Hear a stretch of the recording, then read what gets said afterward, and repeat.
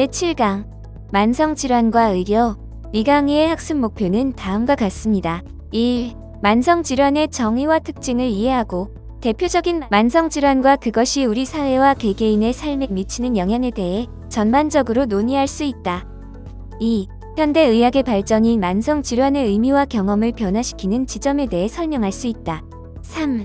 만성질환이 증가함에 따라 의사와 환자, 보호자의 역할과 경험이 어떻게 달라질지 논의할 수 있다. 예, 안녕하세요. 연세대학교 치과대학 치의학교육학 교실의 김준혁이라고 합니다. 이번 시간에는 만성질환이라고 하는 것에 대해서 살펴보려고 합니다. 물론 다 병이죠. 모든 건 다 병입니다. 하지만 이 만성질환이라고 하는 것이 최근에 좀 특별한 주제가 되고 있기 때문에 이 시간 살펴보려고 합니다.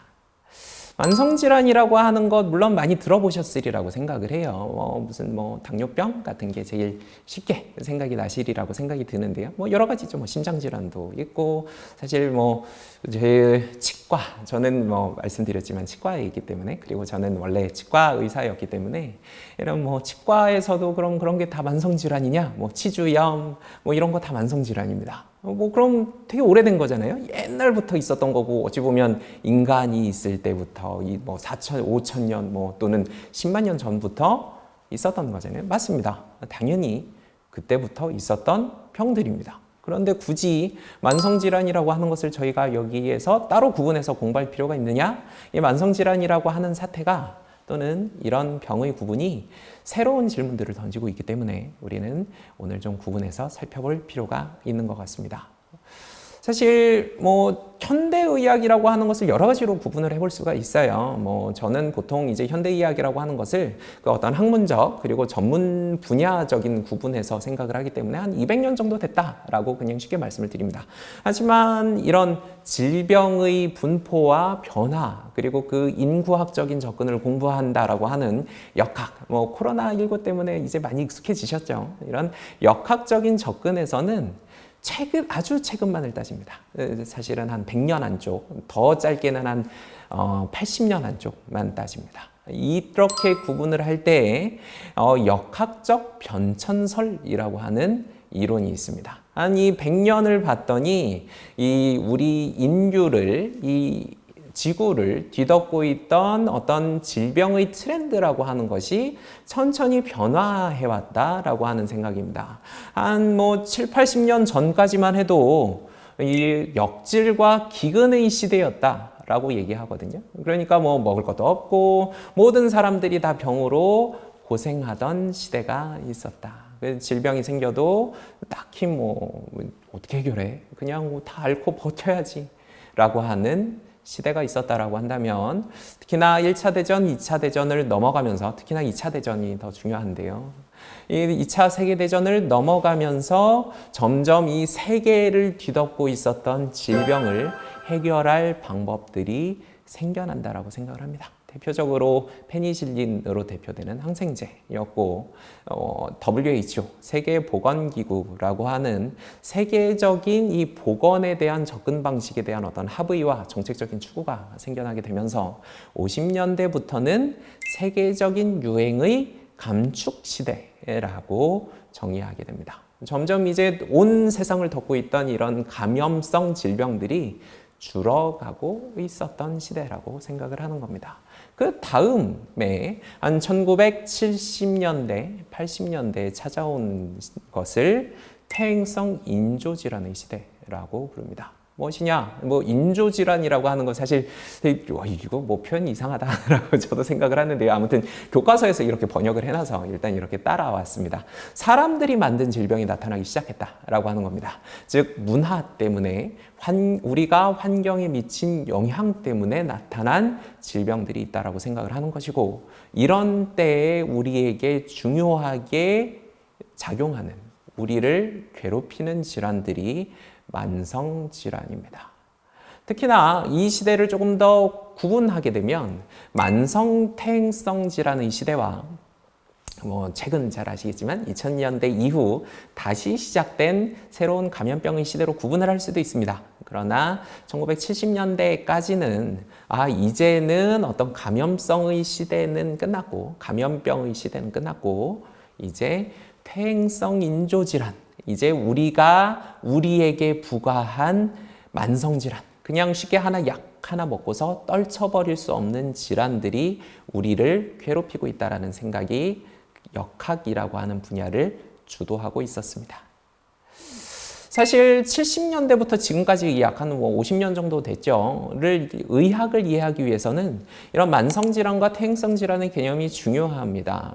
다시 코로나19, 사스, 메르스, 감염병이 더 중요하지 라고 했다 한들 만성질환이 사라지는 것은 아닙니다. 특히나 이 만성이라고 하는 것, 그리고 퇴행성이라고 하는 것, 즉 오래 가는 것이죠. 퇴행성이라고 하는 것, 점점 몸이 약해지면서 나타난다라고 하는 것이죠.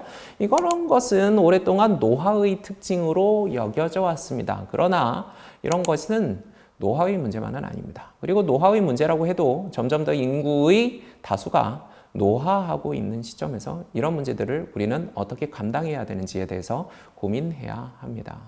사실 50년대만 해도 우리는 되게 드디어 의학이 모든 것들을 정복할 수 있을 거야 라는 낙관적인 관점을 가지고 있었습니다. 마법의 탄환이 나타났기 때문입니다. 특정한 질병에 아주 뛰어난 특효를 보이는 치료제들이 생겨나는 것이죠.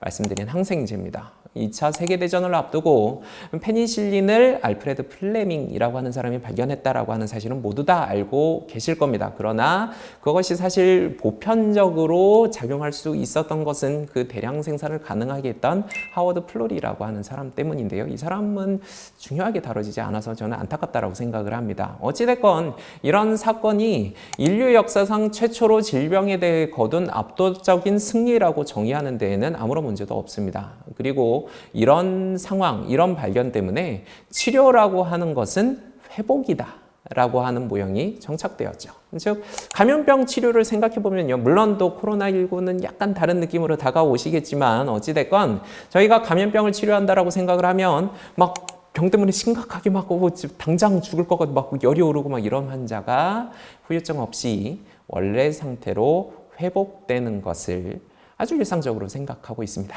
그냥 약 먹고 병원에 입원했다가 다시 원래 상태로 돌아올 거야 라고 모두가 생각하는 것이죠. 물론 후유증 남습니다. 남을 수 있습니다.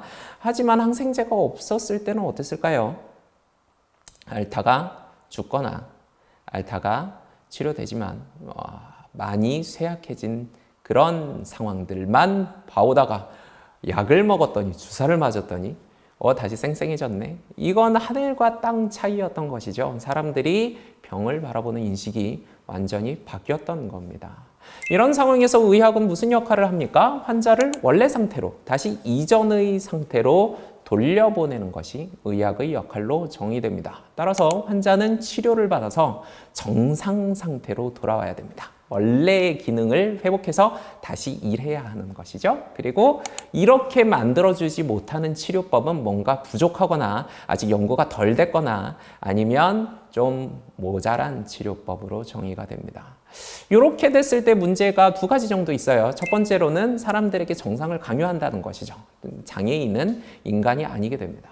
두 번째로는 사실 70년대 이후 아까 말씀드린 만성질환이라고 하는 이 질병군이 증가하게 되고 이게 사실 우리가 질병 부담이라고 하는 것이 상당 부분을 차지하게 되는데 치료 이꼴 회복이라고 하는 모형이 한계를 드러내기 시작했다라고 하는 것입니다. 이런 만성질환이라고 하는 것은 이전의 그런 감염병 이런 걸 급성질병 또는 급성질환이라고 이야기할 수 있습니다. 감염병이든 어디 다치고 부러지고 이런 거죠. 이런 것은 빠르게 나타나고 회복 과정을 거쳐서 다시 원래대로 돌아온다라고 가정해도 큰 무리가 없습니다. 물론 후유증이 남을 수도 있죠. 하지만 계속 치료를 해야 되는 건 아니에요. 하지만 만성질환, 말씀드린 당뇨병, 관상동맥질환, 크론병 같은 것을 우리가 좀 여러 가지 언론이라든지 매체를 통해서 또는 주변의 경험을 통해서 좀 쉽게 접할 수 있는 병들이라고 얘기할 수 있을 텐데요. 이런 병들은 천천히 나타납니다.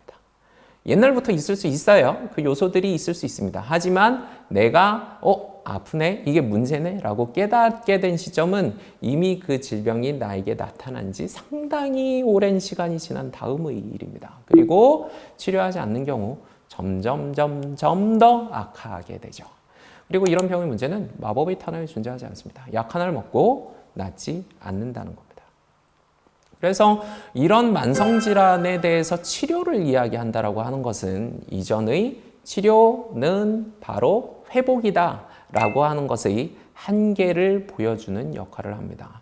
만성질환은 회복, 즉 정상 상태로 다시 복귀하는 것이라고 하는 의미의 회복이 불가능한 경우가 많습니다. 그렇다고 치료를 하지 않는 것도 아니고요. 치료가 필요 없는 것도 아닙니다. 치료해야 됩니다. 치료 안 하면 점점 더 상태가 악화될 거거든요. 그렇다라고 하면 이런 만성질환에 대한 치료는 어떤 의미가 될까요? 유지입니다. 만성질환의 치료는 악화를 막고 더 나빠지는 것을 막고 현 상태 또는 현재보다 조금 더 나은 상태를 유지하는 거예요. 계속 약을 먹고 검사하고 관리하는 거죠. 벗어날 수 없습니다. 평생 그러고 살아야 합니다. 이전처럼 약 먹고 병원에 입원했다가 나아서 다시 원래대로 돌아온다? 이런 거 없습니다. 왜냐하면 만성질환의 그 상태는 나의 원래 상태라고 이야기할 수 있는 것이기 때문입니다. 물론 더 나빠지는 것은 막을 수 있거나 줄일 수 있습니다. 지연시킬 수 있습니다. 그러나 이전처럼 씻은 듯이 낫는다? 이런 거 없습니다. 당뇨병은 얘가 제일 쉬울 것 같아요. 그래서 당뇨병으로 한번 설명을 해보려고 합니다. 당뇨병이라고 하는 것은 혈당, 즉 우리 이 몸을 흐르고 있는 피에서 포도당의 농도가 계속 높은 상태로 유지되는 대사성 질환을 이야기합니다. 아주 옛날부터 기록이 있어요. 히포크라테스 시대부터 기록이 있습니다. 혈액으로부터 포도당이 배출되어서 소변에서 단맛이 나거든요. 옛날에는 의사들이 직접 그런 우리의 분비물들을 맛봄으로써 진단을 했습니다. 그렇기 때문에 단맛이 난다라고 하는 걸 알고 있었다는 거예요. 그래서 당뇨입니다. 소변이 단 거죠.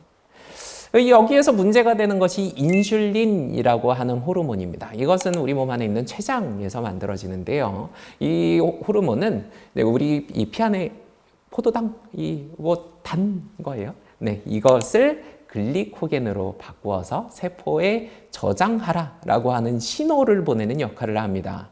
그래서 이런 인슐린이 제대로 생성되지 않거나 피에 없으면 그냥 피에 계속 이 포도당이 돌아다니기만 하는 거예요. 세포 안으로 들어가지 않고 그냥 피에만 돌다가 그냥 헛되이 사라집니다. 그러니까 우리 몸은 영양분을 제대로 공급하지 못하는 거죠. 피에는 되게 많아요. 네, 이 포도당도 영양분이고 글리코겐도 당연히 영양분인데요. 피에만 있으면 우리 몸은 쓰지 못해요. 그걸 세포로 저장시켜서 사용할 수 있는 방식으로 바꿔야 되는데 바꾸지 못하는 겁니다. 왜? 인슐린이 바꾸라는 신호를 보내지 못하기 때문에 그런 것이죠. 그래서 두 가지 방식으로 이 병은 나타나는데요. 하나는 인슐린이 제대로 생성되지 않는 경우입니다. 일형 당뇨병이라고 부릅니다. 인슐린이 있기는 한데 세포가 그것을 제대로 받아들이지 못해서 글리코겐으로 바꾸는 일을 못하는 경우를 이형 당뇨병이라고 이야기합니다. 이것은 성인의 질병일까요? 아까 만성질환은 노화의 거니까 이건 성인병. 물론 이전에는 성인병이라고 되게 많이 얘기했죠. 성인병. 그러나 예전부터 소아도 당뇨에 걸렸습니다. 1형, 2형 당뇨병 모두 소아에 생길 수 있습니다. 그러면 이런 당뇨병 어떻게 관리할까요? 1형 당뇨병의 경우에는 시간에 맞추어서 인슐린을 주사합니다. 영화에서도 보셨을 것 같아요. 다니다가 갑자기 이렇게 주사하거나 아니면 인슐린 쇼크가 포도당 쇼크라고도 하고도 인슐린 쇼크라고도 하는데요. 갑자기 이 당이 모자라다라고 하는 신호를 우리 몸이 보내는 겁니다. 충분히 있음에도 불구하고. 그럴 때 사탕이라든지 갑자기 주스를 먹이는 이런 장면들 보셨으리라고 생각을 합니다. 이 1형 당뇨병은 그렇게 갑자기 찾아오는 쇼크를 대비하고 그래서 당뇨병이 계신 분들은 이런 표지들을 가지고 계세요. 목걸이라든지 아니면은 그 지갑 안에 어떤 표지들을 가지고 계셔서 응급 처치를 할 때 이분이 당뇨병이 있으시니까 빨리 포도당을 드려야 되겠구나라고 하는 그런 것. 그리고 주사, 인슐린 주사를 가지고 다니면서 맞게 됩니다. 이형당뇨병의 경우에는 인슐린이 부족한 것은 아니기 때문에 뭐 인슐린을 주사하고 이럴 필요는 없습니다. 하지만 몸이 그것들을 제대로 받아들이지 않기 때문에 이런 경우에는 뭐 생활 습관을 개선하는 것이 1차적으로, 그래서 뭐 비만을 조절하고 뭐 이런 운동을 하고 이런 것들이 일단 1차적으로 주어지게 되고요. 약을 먹습니다. 지속적으로 약을 먹어서 세포가 인슐린 신호에 더 잘 반응할 수 있도록 만드는 것이 치료법입니다. 그러나 이런 것들은 우리에게 이전처럼 한 번 먹으면, 한 번 주사를 맞으면 없어지는 치료를 약속하지 않습니다. 계속 관리하는 것이죠. 그러다 보니까 만성질환에서는 생활 습관, 특히 내가 나의 몸을 어떻게 관리할지가 중요하게 됩니다. 이런 만성질환에 대해서 이후의 강의들에서 더 살펴보려고 합니다. 감사합니다.